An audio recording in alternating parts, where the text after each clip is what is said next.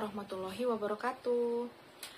Halo teman-teman, para pecinta sejarah dan wisatawan, kembali lagi di channel YouTube Ahmad FA. Jangan lupa like, komen, share, subscribe channel kami, dan jangan lupa tekan tombol loncengnya agar tidak ketinggalan video-video menarik dari kami. Terima kasih.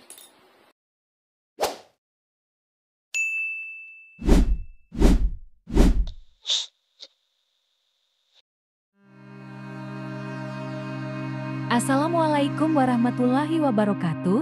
Halo teman-teman, para pecinta sejarah dan wisatawan. Daerah megapolitan Surabaya yang berpenduduk sekitar 10 juta jiwa adalah kawasan metropolitan terbesar kedua di Indonesia setelah Jabodetabek.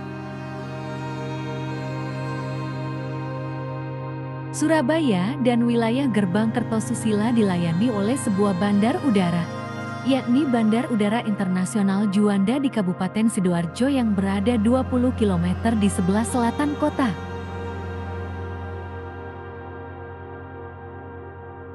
Kembali lagi teman-teman, masih di tanah Jawa, yaitu kota Surabaya. Kali ini kita mengulas salah satu ikon sejarah di kota Surabaya, yaitu Makam Belanda Peneleh Surabaya, Jawa Timur, Indonesia.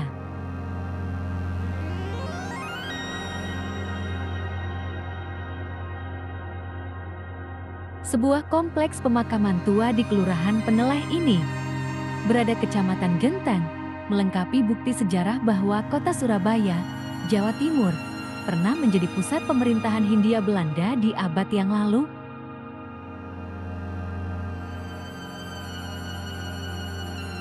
Makam Peneleh ini adalah salah satu makam tertua di Jawa Timur. Makam ini dikenal pula sebagai makam Belanda atau makam Kristen. Pertumbuhan perkampungan di sekeliling lokasi makam perlahan-lahan mulai mengambil alih fungsi makam.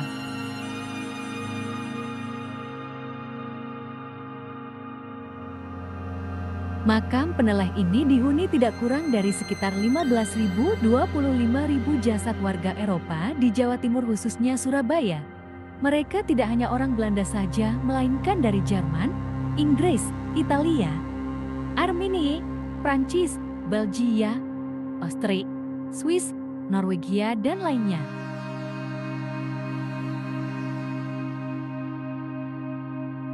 Lebih dari sekadar tempat peristirahatan terakhir saja, makam yang dalam bahasa Belanda bernama De Begraafplaats Surabaya ini menjelma menjadi museum terbuka yang memamerkan arsitektur bergaya Eropa yang menawan.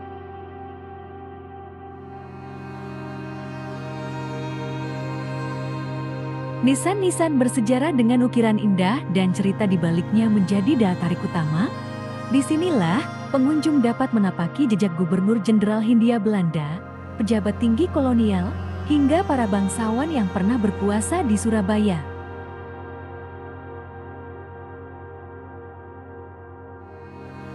Makam Eropa Peneleh Surabaya ini, yang diresmikan pada 1 Desember tahun 1847, adalah kompleks pemakaman seluas sekitar 6,5 hektare. Pemakaman ini menjadi tempat peristirahatan terakhir bagi para pejabat Hindia Belanda.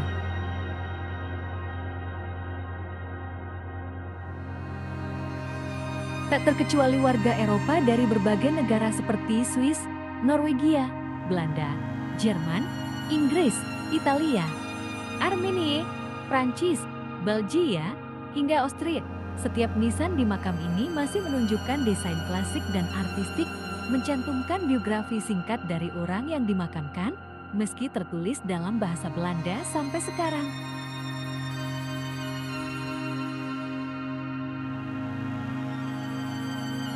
Makam Eropa Peneleh ini adalah salah satu makam tertua di Kota Pahlawan. Sebelum mendapat perhatian lebih dari pemerintah kota Surabaya, kompleks makam ini dikelilingi perkampungan kaum marginal.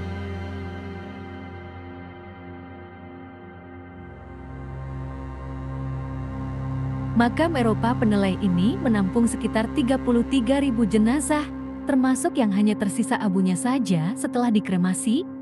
Pembangunan makam ini dilakukan pada Desember tahun 1847, dengan maksud untuk mengatasi keterbatasan lahan di makam Krembangan yang sudah penuh pada waktu itu.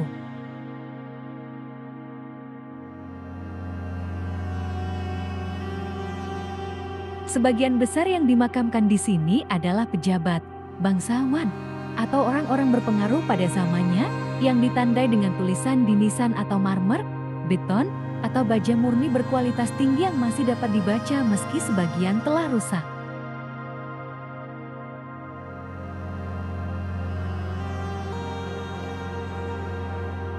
Banyak orang Eropa berpengaruh pada abad ke-19 yang beristirahat dengan tenang di makam peneleh. Oleh karena itu, jangan heran jika pengunjung bertemu dengan nama-nama yang mungkin familiar. Berikut sejumlah tokoh penting yang dimakamkan di makam Eropa peneleh ini. Yang pertama, Paul Francois Corneel. Beliau merupakan seorang letnan kolonel artileri yang menjabat Direktur Artileri Konstrukti Winkel, pusat produksi senjata terbesar di Hindia Belanda yang berbasis di Surabaya. Setelah kemerdekaan, fasilitas ini dipindahkan ke Bandung dan kini dikenal sebagai PT Pindad. Yang kedua, Pierre Jean-Baptiste de Perez. P.J.B. Perez menjabat sebagai Wakil Direktur Mahkamah Agung Hindia Belanda dan komisaris di beberapa perusahaan besar. Meskipun catatan tentang Perez tidak banyak, ia diketahui pernah menjabat Residen Surabaya dan Gubernur Sulawesi. Perez wafat pada ke-1859.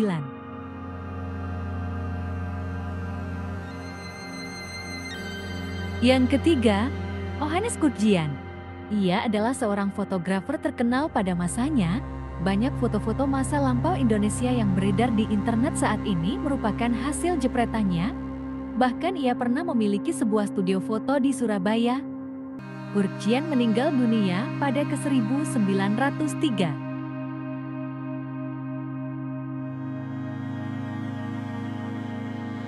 Yang keempat, Hermeno Bronner van der Tuuk. Herman van der Tuuk diakui sebagai pionir linguistik modern untuk beberapa bahasa yang digunakan di Nusantara, termasuk bahasa Melayu, Jawa, Sunda, Batak, Toba, Lampung, Kawi Jawa kuno, dan Bali. Ia meninggal dunia pada ke-1847.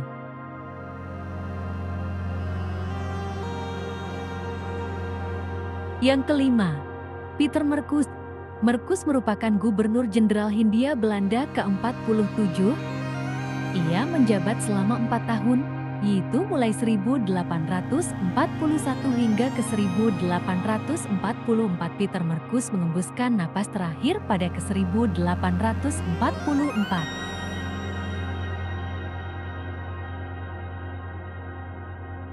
Makam Eropa peneleh ini tidak hanya menjadi tempat peristirahatan bagi tokoh-tokoh di atas saja, tetapi juga masih menyimpan banyak cerita dari deretan tokoh penting lain yang belum disebutkan.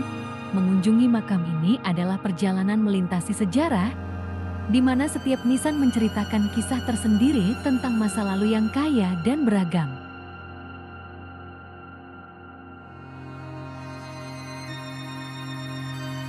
Demikian teman-teman, mungkin hanya itu saja perjalanan kami kali ini di makam Belanda peneleh kota Surabaya, Jawa Timur. Sampai jumpa kembali di video selanjutnya. Terima kasih.